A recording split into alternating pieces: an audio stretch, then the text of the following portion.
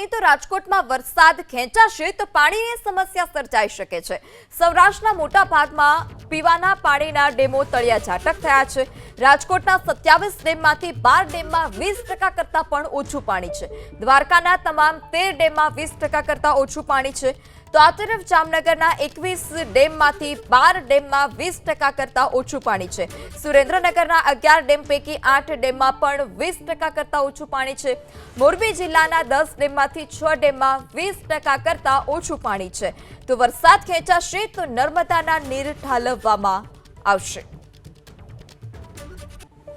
અત્રેના પૂર નિયંત્રણ વિભાગ અંતર્ગત 83 ડેમો 5 જિલ્લાના 83 ડેમોનો સમાવેશ થાય છે। સુરેન્દ્રનગર, મોરબી, રાજકોટ, દેવભૂમિ, દ્વારકા અને જામનગર જિલ્લાનો સમાવેશ થાય છે।